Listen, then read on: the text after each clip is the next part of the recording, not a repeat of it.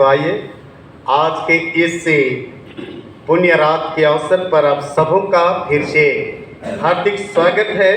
आज हम लोग पुण्य रात, होली नाइट भी बोलते हैं, और आज हम पुण्य रात और पवित्र रात, धन्य रात भी कहते हैं, है ना। पुण्य रात, पवित्र रात और धन्य रात, ये तीन शब्द जो आज एक ही है कि पुण्य रात, पवित्र रात और धन्य रात। बहुत धन्य रात है जो आज हमारे उद्धारकर्ता आज के दिन में जन्म लिया। आज के दिन में जन्म लिया। आज के दिन में जन्मा, अभी जन्म नहीं, पर 2000 साल पहले उसका जन्म हो चुका है। इसलिए आज यीशु मसीह का आगमन, यीशु मसीह का आगमन इस जगत में हुआ, और उस घटना को, है ना, यीशु मसीह का आगमन हुआ, उस घटना को हम लोग स्मरण करते हैं और उत्साह मनाते हैं, गीत गाते हैं, नाचते हैं, आनंद मनाते हैं उस यीशु मसीह के आगमन को। इसलिए आज हम यीशु मसीह के द्वितीय आगमन में भी ऐसे ही आनंद मनाते हुए प्रभु यीशु मसीह के पास आना है। ये आनंद आज के दिन केवल लिए नहीं, पर ये आनंद हमेशा हमेशा बना रहे। कोई भी चीज वस्तु किसी के लिए देते हैं ना, गिफ्ट देते हैं ना। आज कितने लोग किसी किसी के लिए गिफ्ट दिए? नहीं दिए हैं? दिए हैं कि नहीं दिए हैं? ये जो पर्व है, गिफ्ट देने का पर्व है, और इस परमेश्वर पिता हमें गिफ्ट के रूप में यीशु मसीह को भेजा, और यीशु मसीह आज सारे जगत के लोगों को उद्धार देने के निमित्त आज इस संसार में आया। और इस संसार में आकर आज एक जाति को लोगों को केवल नहीं, पर संपूर्ण मनुष्य जाति को आज हमें उद्धार का शुभकामना या छुटकारा का समाचार हमें सुनाया। आज का इस पुण्य रात में हम लोग एक दूसरे को क्या देते हैं? शुभकामनाएं, है ना। ये पुण्य रात हमारे लिए शुभकामना देना। आज हम एक दूसरे को शुभकामना देते हैं, किसी से मिलते हैं, खुश परब तो बोलते हैं ना। कितने लोग बोले आज? चलो बहुत अच्छा है। आज खुश परब, एक दूसरे को शुभकामना दे रहे हैं। यीशु मसीह भी उस समय इस जगत में आया तो स्वर्गदूत ने गलील के पास जाकर शुभकामना दी, बतलाई कि एक उद्धारकर्ता जन्मा है ना। उसको बताने के लिए स्वर्गदूत भेड़ बकरियों चराने वालों के पास गए और शुभ संदेश दी। आज भी हमारे जीवन के लिए आज प्रभु का वचन शुभ संदेश देता है कि प्रभु यीशु मसीह फिर से आने वाला है, और उसकी प्रतीक्षा हमें करना है। इफिसुस में तीमुथियुस सेवकाई करते थे, और क्रीते में तीमुथियुस, और क्रीते में इस यीशु मसीह का जन्म के बारे में बहुत सारे झूठे भविष्यवक्ता लोग भी खड़े हुए थे और गलत गलत प्रचार करते थे। इस यीशु मसीह इस पापमय जगत में भला व्यक्ति कैसे बुरे लोगों के बीच में संगति रख सकता है? ये तमाम जो आज लोग झूठी शिक्षा देते थे कि इस पापमय जगत में पापियों के साथ कैसे मेल खल सकता है, वह भला व्यक्ति कैसे आज पापियों के साथ रह सकता है या उसका रूप ले सकता है।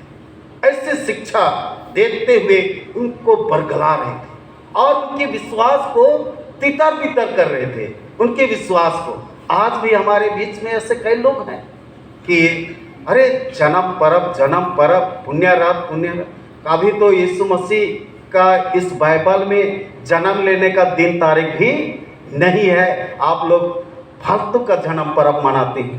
ऐसे लोग भी बोलने वाले लोग तो ऐसे ही उस समय भी लोगों के विश्वास को भ्रमित करते थे।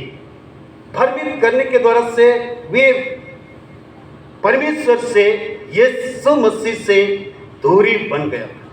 इसी बीच में पौलुस प्रेरित इन दोनों तीमुथियुस और तीतुस को अपना संगी भाई समझकर उनको हमेशा सिखाता रहता है, कहता रहता है कि ये संयमी, धर्म और भक्ति से जीवन बिताएं।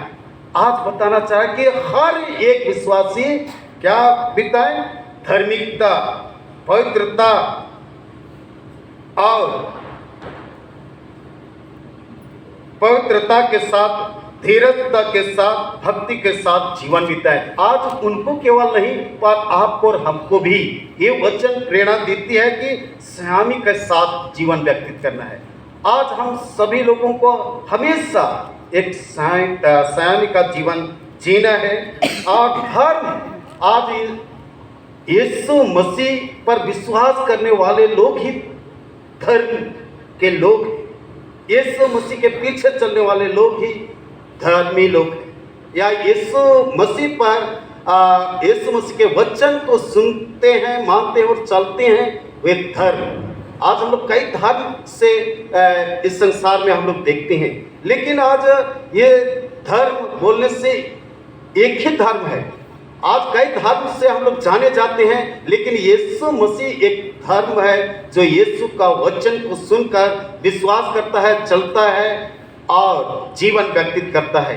ये धर्म है जो यीशु मसीह हर एक लोगों को एक धार्मिकता दिया है और भक्ति से जीवन बिताए। हर एक जन आज हमें भक्ति भावना से जीवन बिताए, जिसको कोलोसी 3:16 में लिखा है, परमेश्वर का वचन को अपने हृदय में अधिक ऐसे बसने दो और कीर्तन भजन एक दूसरे को सिखाओ, चेताओ और एक कीर्तन भजन करते रहो, है ना। एक दिन कीर्तन भजन नहीं, हमें रोज रोज के जीवन में कीर्तन भजन करते हुए जीवन व्यतीत करना है।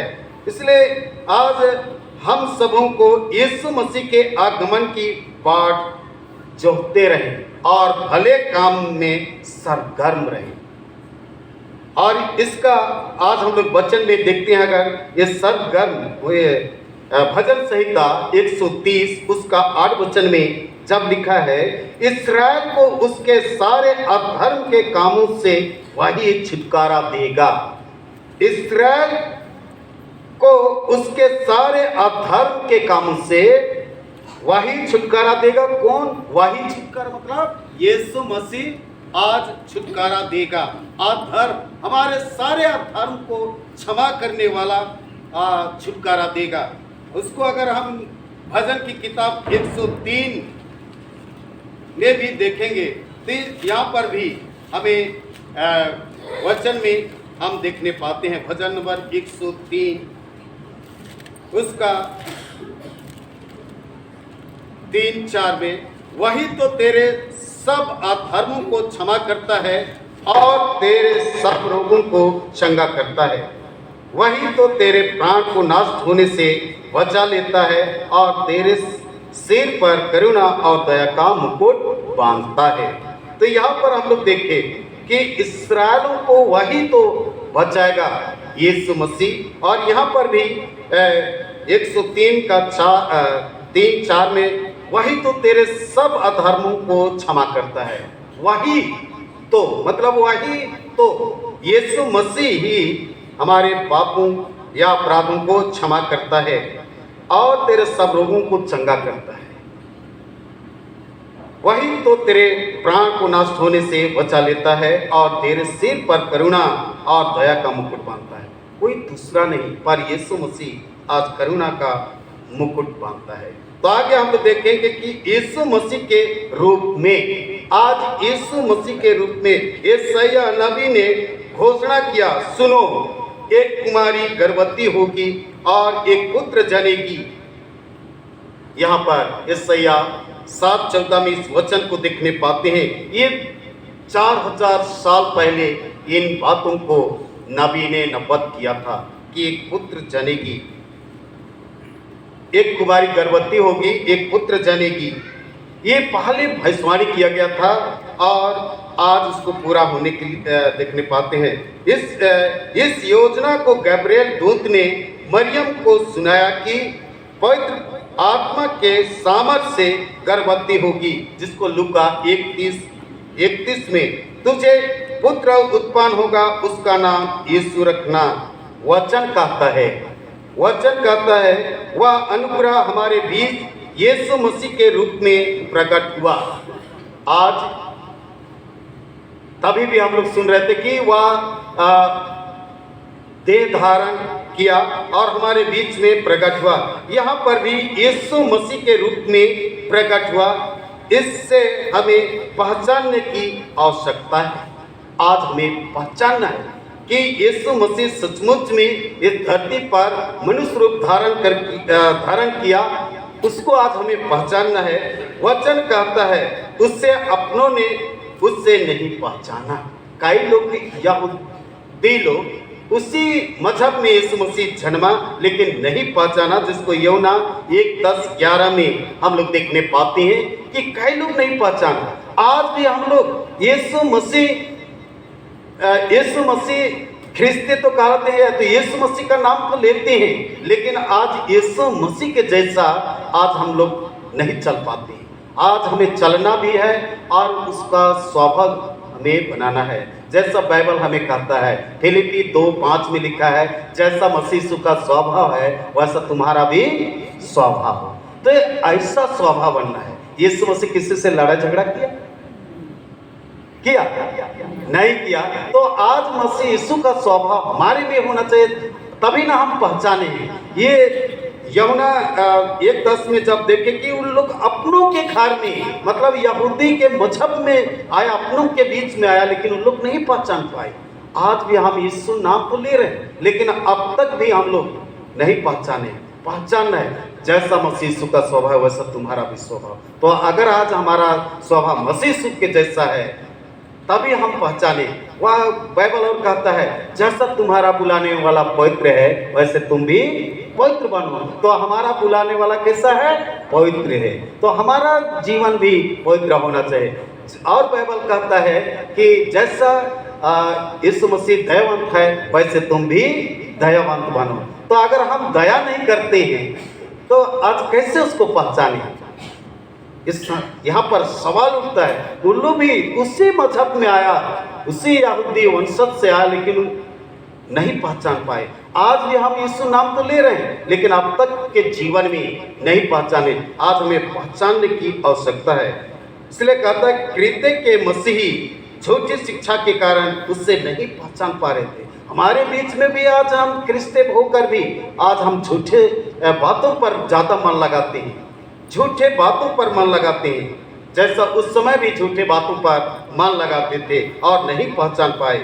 आज हमारे पास में भी ऐसा ही शिक्षा लेकर प्रचार करने वाले मिल जाते हैं जो हमें भरमा कर यीशु को पहचानने से दूर ले जाते हैं। आज हमारे बीच में भरमाने वाले लोग, आज भरमाने वाला कौन है? शैतान, इब्लीस है, जो हमारे वचन को चुरा ले जाता है। सुनते जरूर हैं लेकिन मन में रख नहीं पाते।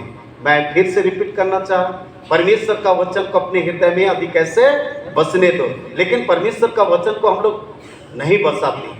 बाइबल आज हमें परमेश्वर का वचन को बसाने के लिए कह रहा है, और आज हम बसा नहीं पाने के द्वारा से भरमाए जाते हैं। कई बातों पर मन लगा लेते हैं, कई चीज़ों पर मन लगा लेते हैं। आज हमें पहचानना है, जो भी शिक्षा हो हम परखें और समझें, इसी के बाद विश्वास करें, जिसको पहला थिस्सलुनी 5:21 में लिखा हुआ है। परखें उसके बाद में विश्वास करना है। आज कई चीज़ों को बिना परखे हम लोग विश्वास कर लेते हैं कि यही सच बोल रहा है, यही ठीक है, लेकिन आज हमें परखना है। परमेश्वर का अनुग्रह हम पर प्रकट है, परमेश्वर का अनुग्रह हम पर प्रकट है। दृढ़ और स्थिर बने रहे। आज यीशु मसीह के आगमन तक हमें क्या रहना है? दृढ़ विश्वास। अगर हम इसे आज विश्वास कर रहे हैं, कल कुछ हो जाएगा तो विश्वास में स्थिर नहीं रहेंगे और भ्रमित हो जाएंगे। इसलिए हमें यीशु मसीह के आने तक दृढ़ विश्वास रहना है और स्थिर बने रहना है।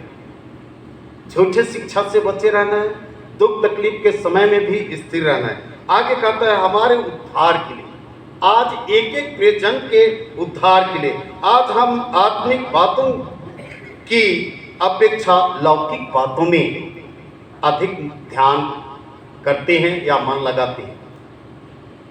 आज जितना हम लोग श्रृंगार किए हैं एक लौकिक है ना, इसको हम लोग देखते हैं अपने घर द्वार में इतना श्रृंगार किए हैं, कोई बैलून लगा रहा है, कोई तारा लगा रहा है, कोई और कुछ लगा रहे हैं, कोई लिपाई पोता रंग रोगन, वो सही है, लेकिन उससे बढ़कर अपना मन हृदय आत्मा को क्या करना है, श्रृंगार करना है। ये श्रृंगार तो दिखावटी हो जाएगा, लेकिन अपना मन हृदय आत्मा को श्रृंगार करें, वो श्रृंगार कभी मुरझाएगा नहीं। वही श्रृंगार किसके पास ले जाएगा, यीशु मसीह के पास ले जाएगा। इसलिए आज हम लोग शरीर पर ज़्यादा मन ना लगाएं, उन पर ध्यान ना लगाएं, क्योंकि हम विश्वास करने लगे हैं कि उद्धार लौकिक धन और रिश्तों में ही है। यहाँ पर हम लोग देख रहे हैं कि लौकिक धन और रिश्तों में है। इससे से हम गरीबी, अशिक्षा, रोग दुख से उद्धार पा सकते हैं और बहुत मेहनत करते हैं। इन तमाम अशिक्षा, रोग दुख से उद्धार पा सकते हैं, ऐसा हमारा मानना है। और समाज में ऐसा दिखती भी है। हम इस छुटकारे के स्रोत को पाने के लिए अपना संपूर्ण धन और जीवन लगा देते हैं, ताकि शिक्षा ग्रहण कर धन अर्जित हो और हम गरीबी और अशिक्षा से छुटकारा पाए। यही तो हम लोग का सोच है, गरीबी से छुटकारा पाए। जरूर आज हम नौकरी पैसा करेंगे, छुटकारा पाएंगे, लेकिन आज हम प्रभु यीशु मसीह जो हमें जीवन दिया, उसके पास आने के द्वारा से आज हम गरीबी से, दुख बीमारी से, हर चीज से छुटकारा पा सकते हैं। और दुख पीड़ा से छुटकारा तभी पाएंगे जब यीशु मसीह के पास आएंगे। इसलिए कहा है सो आत्मिक बातों पर मन लगाना है, आत्मिक बातों पर मन लगाना है तो जीवन और शांति। आत्मिक बातों पर मन लगाने के द्वारा से जीवन और शांति है। यही शांति जीवन देकर सनातन मृत्यु से हमें छुड़ाने वाला आज रात को प्रकट हुआ है। अतः हम धन्य रात में धन्य आशा रखे कि प्रभु हम में प्रकट हो। आज एक एक लोगों के जीवन में प्रकट हो, जैसे गीत में गाए कि चरनी, आज अपने आप को ही चरनी बनाना है, तभी प्रभु यीशु मसीह एक एक लोगों के जीवन में प्रकट होगा। यीशु मसीह आज देहधारी होकर प्रकट हुआ, लेकिन आप उसको ग्रहण करने के द्वारा से आप में प्रकट होगा। इसलिए उस दिन के लिए हम अपने आप को तैयार रखें, दोबारा यीशु मसीह आने वाला है। इन्हीं वचनों के द्वारा से आप सबों को आज की इस पुण्य रात में आशीष और शांति। आमीन।